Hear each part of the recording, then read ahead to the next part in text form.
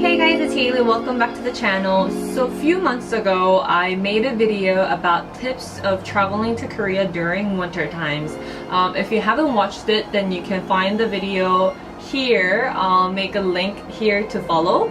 A lot of you commented that it was very helpful, and I was very encouraged to make another video of the kind. And I wanted to do one for the summer, but summer is gone now. So what I'm going to do is share with you 3 spots of Seoul that you must visit.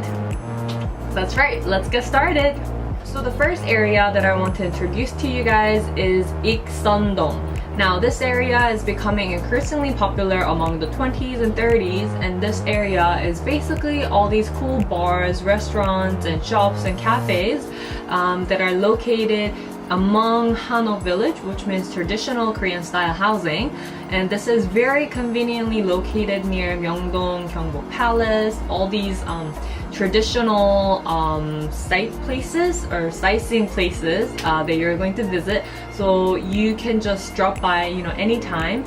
And personally, I think the best time to go is during the evening, just before there's a sunset. You go and enjoy the nice view during the daytime and see the color changes of the sky and the night vibe among the bars and restaurants and stuff like that. But it is very crowded, so I do strongly recommend that you go during the weekdays, and even then perhaps a little earlier than the dinner time, so that you have a spot I guess pinned down for you so that you don't have to wait. There are quite a lot of popular shops. Surprisingly for you, I don't know if you will like this, there's a restaurant called Saladeng Bangkok. I haven't been there myself. It's one of the most popular restaurant there, so you're for sure to wait for a long time for that restaurant. So other than that, there are a lot of Japanese, Italian and Korean, modern Korean style of cuisine, as well as actually French. And so it's a mixture of good vibe, mixture of sort of Western and Korean traditional styles, so it's very hip.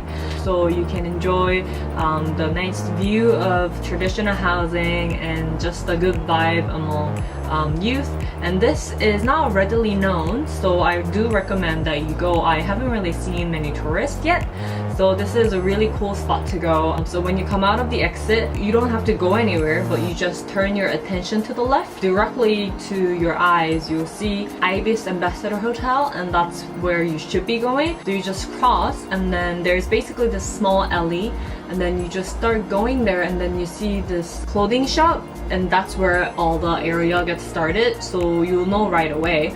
The second place that I want to recommend is Seongsu-dong, which is right outside of the subway station of Seongsu. Basically, you come out of the subway station and then you walk along the little alleys, and then you finally get into the street, quite a big street I guess, that connects right into Seoul Forest, which is a big park. Along that street you see all these cool shops and very artsy shops and restaurants and bars and cafes and stuff like this. Yeah, very artsy. So it has a different vibe from Ikseondong that I recommended to you, because that's more traditional / modern, but this area is more hip and artsy street, I will say. I guess only few people know about this place, so it's not as crowded. That's why you will love it, especially if you wanted to get away and go to an area where it's not too crowded, compared to Myeongdong or anywhere else. It's very, very serene, and you will like the atmosphere. There's a very cool brewing beer place, very big space of I think 2 floors. I'll let you know of the name and the pictures that I took there. It's very, very cool.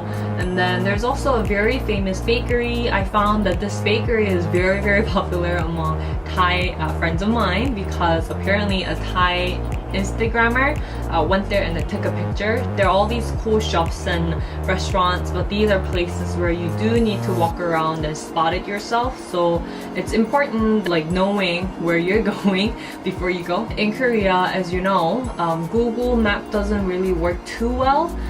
there are some restrictions just because of the issue of releasing GPS information to the public or to a foreign company. It is something that you do need to think about. I mean, it's not too hard to go really, but you just need to know where you're going before you go. Just find out, you know, on the internet how to get there before you go. It's not that difficult, I swear to you. Number 3 is Hangangjin. And this again is right out of the station of Hangangjin, which is very, you know, wonderful. I think in Seoul it's so convenient to go around with public transportation, especially with metro, so you can get anywhere and everything is close by a metro station.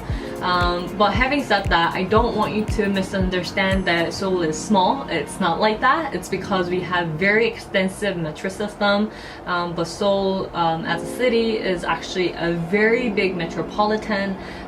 It's one of the biggest, you know, like top 10 biggest in the world, so it is a huge city, but all these places that you can get to are close by metro system, so that's a thumbs up. So Hangangjin is near to Itaewon and Noksapyeong, which is more of a popular and known area to foreigners and tourists.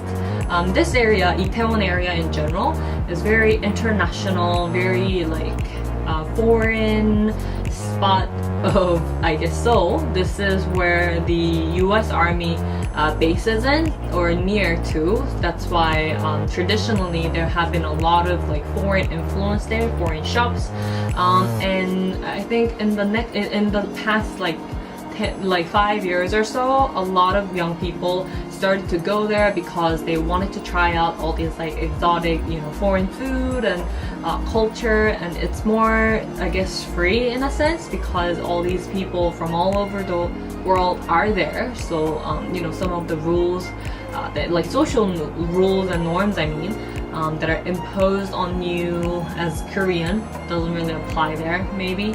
But yeah, so this is a very like international area, but it's become very, very popular among Korean youth.